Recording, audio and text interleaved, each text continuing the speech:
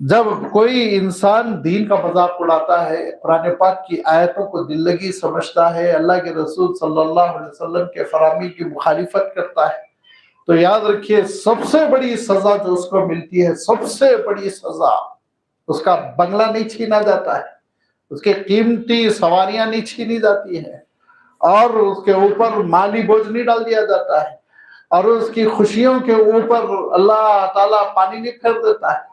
جو دنیا میں کرنا ہے کرتے رہو۔ سب سے بڑی سزا، جس سزا کو اگر ہم سمجھ لیں تو بہت محتاط ہو جائیں، وہ سزا یہ ہوتی ہے اللہ تعالیٰ توفیق چھین لیتا ہے، ہدایت نہیں دیتا۔ فرمایا کہ دیکھو ان اللہ لا یہدی القوم الفاسقین، ان اللہ لا یہدی الظالمین، ظالموں کو، فاسقوں کو اللہ تعالیٰ ہدایت ہی نہیں دیتا۔ پھر مرو تم ابو جہل بن کر، مرو تم عتبہ شیبہ کی موت مرو، فرعون کی موت مرو۔ لہذا یہ سب سے بڑی سزا ہے، سب سے بڑی نعمت اللہ کی جانب سے توفیق ملنا، عبادتوں کی، سنتوں پر عمل کرنے کی، اللہ تعالیٰ کو خوش کرنے کے لیے اعمال کرنے کی توفیق ملتے رہنا، یہ سب سے بڑی نعمت ہے اس دنیا میں، سب سے بڑی نعمت ہے۔ یہ نعمت نہ چھن جائے، اس کے لیے دین کے احکام کو بہت سنجیدگی سے سننا اور دین کے احکام کا بہت احترام کرنا۔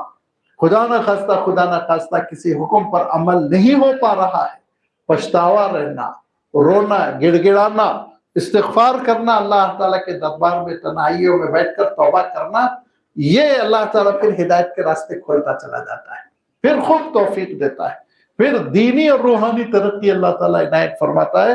یہ منافقین کے جرسوں میں ہے کہ دین کو دل لگی سمجھنا، میں یہ کام نہیں کر سکا، اس کام کا انکار کر دو، سیدھے سیدھے مذاق اڑا دو، یہ ثابت ہی نہیں ہے، یہ حدیث کمزور ہے۔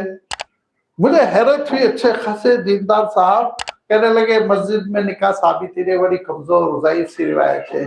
ارے تم جو کر رہے ہو چلا چھٹی، کس حدیث سے ثابت ہے؟ حدیث ضعیف ہے کہہ رہے ہو، کسی نے کہہ دیا ہوگا ضعیف حدیث، ورنہ حدیث صحیح ہے۔ اللہ کے رسول صلی اللہ علیہ وسلم نے فرمایا نکاح مسجدوں میں کرو اور دف پر اعلان کرو، حدیث صحیح ہے، مشکات پہ آپ کو ملے گی۔ لیکن مذاق اڑانا، کیوں؟ مجھے نہیں کرنا ہے نا، مجھے شادی خانے میں ناچنا ہے پودینے کا ہار لے کر، لہذا حدیث کو ٹارگیٹ بناؤ، یہاں سے توفیق چھین لیتا ہے اللہ تعالیٰ۔ رو اللہ تعالیٰ کے دربار میں، اللہ میں چاہتا تھا کہ سنت کے مطابق ہو، لیکن یہ مجبوریوں کی وجہ سے میں نے کہا تو معاف کر دے، تو اللہ تعالیٰ انشاءاللہ معاف بھی فرمائے گا، توفیق بھی دے گا آگے چل کے انشاءاللہ۔